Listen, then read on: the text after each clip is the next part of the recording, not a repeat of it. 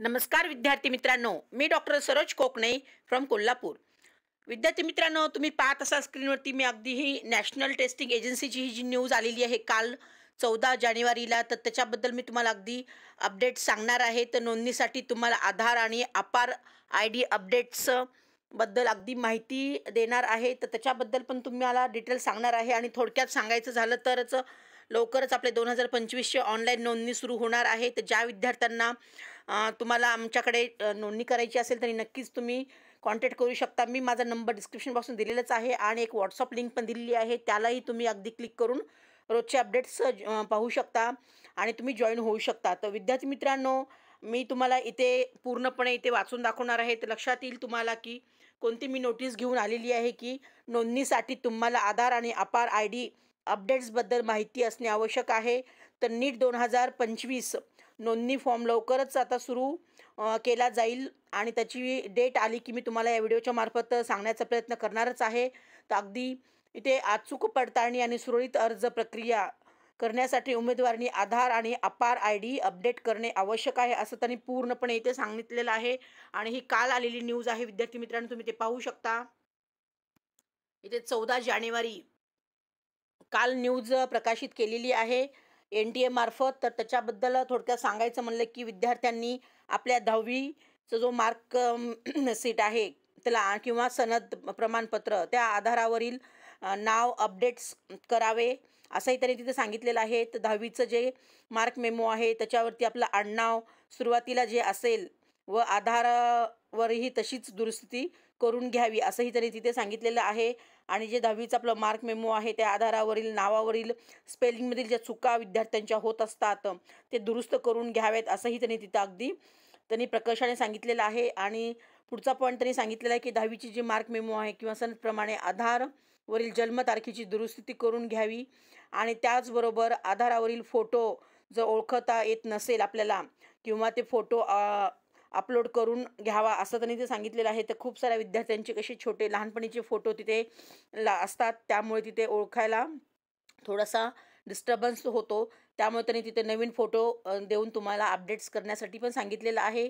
आणि तिथे OTP ऑथेंटिफिकेशनसाठी आपल्याला आधार आपल्या मोबाईल क्रमांकाशी लिंक करून घ्यावं, असंही त्यांनी तिथे सांगितलेलं आहे नोटीसमध्ये। तर अगदी मी तुम्हाला नोटीस पूर्णपणे डिटेल्स सांगणार आहे आणि समजून पण सांगणार आहे, त्याच्याबद्दल तुम्ही पूर्ण व्हिडिओ हा शेवटपर्यंत पहा म्हणजे तुमच्या लक्षात येईल। तर ह्या सगळ्या वेगवेगळ्या ज्या गोष्टी आहेत त्या अगदी आपल्याला सध्या आता आपल्याकडे वेळ आहे तर तुम्ही अगदी दुरुस्त करून घेऊ शकता। आणि आधारमधील माहिती दुरुस्तीसाठी आपल्याकडे आता सध्या बराच वेळ आहे, तर तुम्ही अगदी तो वेळ पूर्णपणे आता ह्या गोष्टीबद्दल अगदी पॅरेंट्सलाही मी सांगू इच्छिते की तुम्ही ह्या सगळ्या गोष्टी काटेकोरपणे पाळा आणि लवकरात लवकर करून घ्या की जेणेकरून तुम्हाला पुढे काही अडचण येणार नाही। तर आपल्याला जे NTAच्या नवीन जे वेबसाईट आहे NEET.NTA.nic.in वर जर तुम्ही पाहू शकाल तर अधिकृत सूचनेसह नीट UG 2025साठी नोंदणी फॉर्म आता जाहीर करणारच आहेत। आणि वैद्यकीय प्रवेश परीक्षेच्या तारखाही एक भाग म्हणून विद्यार्थ्यांना त्यांचा आधार आणि अपार आय डी अद्यापही असण्याची खात्रीही त्यांनी करण्याचा सल्ला दिलेला आहे। आणि त्यापुढे आणखीन त्यांनी असं सांगितलं आहे की NTAने जर भर दिला आहे की नोंदणी प्रक्रिया सुरू होण्यापूर्वी उमेदवारांनी त्यांचे आधार कार्ड आणि अपार आय डी कार्ड असणे आवश्यक आहे, असंही त्यांनी तिथे मेन्शन केलेलं आहे। तर विद्यार्थ्यांनी त्यांची आधार कार्ड माहिती त्यांच्या 10वीच्या मार्क मेमोज बरोबर विशेषतः नाव जन्मतारीख यांच्याशी जुळत असल्याची खात्री करावी, असंही त्यांनी तिथे सांगितलं आहे। नसेल होत तर म्हणजे थोडंसं डिस्टर्बन्स काय असेल त्यांच्या नावामध्ये किंवा आडनावामध्ये किंवा आणखीन जन्मतारखी त्याच्यामध्ये काय असेल डिस्टर्बन्स तर त्यांनी दुरुस्त करून घ्यावा, असंही त्यांनी तिथे सांगितलेलं आहे पूर्णपणे। आणि पुढे त्यांनी असं सांगितलं आहे की नोंदणी क्रमांक मोबाईल क्रमांक जो असतो तो अर्ज प्रक्रियेदरम्यान आपल्याला OTP येत असतो, तर पडताळणीसाठी आपला तिथे वापरला जाऊ शकतो तो नंबर। तर त्यासाठी सुद्धा त्यांनी उमेदवारांनी हे निश्चित केलं पाहिजे की आधार कार्डवरची लिंक आपल्याला जो मोबाईल क्रमांक आहे तो सक्रिय आहे का नाही। तर कोणत्याही आवश्यक बदलांसाठी उमेदवारांना आधार अपडेट केंद्राला भेट देण्याचा सल्लाही त्यांनी तिथे सांगितलेला आहे। आणि तिथे आधार कार्डवरील सध्याचा फोटो महत्त्वाचा आहे, कारण पडताळणीच्या वेळेस उमेदवारांच्या चेहऱ्याशी अगदी जुळाजुळव झालेली पाहिजे, म्हणजे त्या ठिकाणी काही तुम्हाला काय प्रॉब्लेम येणार नाही।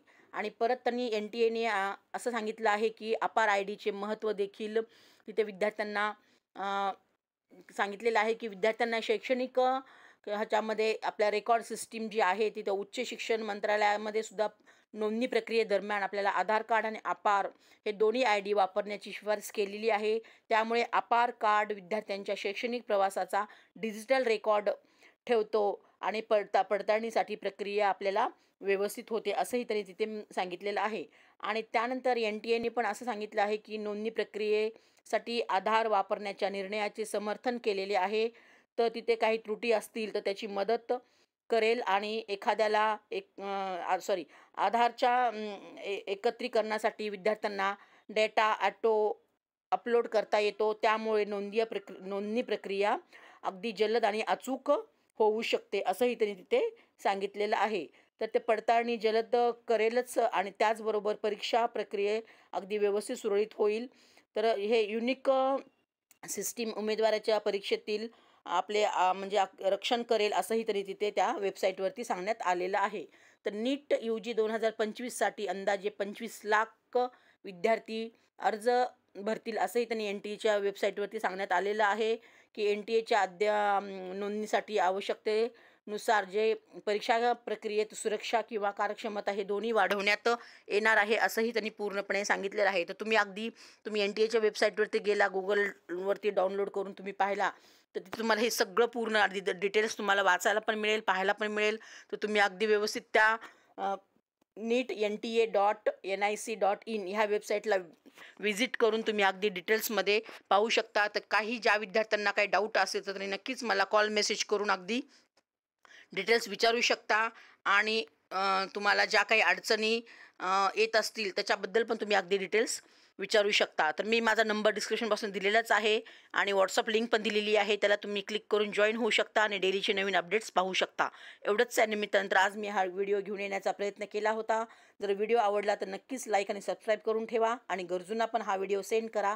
तर नाही त्यांच्या लक्षात येईल की आपल्या नवीन अपडेट्स काय काय येत आहेत आणि आपल्याला आता आपल्याकडे वेळ आहे तर आपल्याला काय प्रोसेस करता येईल. अगदी तुम्ही हे सगळ्या गोष्टी व्यवस्थित वेळेवर करून ठेवा की तुम्हाला ॲडमिशनच्या वेळेस किंवा ॲप्लिकेशन फॉर्म आता पुढच्या महिन्यात आपले चालू होतील त्यावेळेस तुम्हाला भरते वेळेस काही प्रॉब्लेम येणार नाही.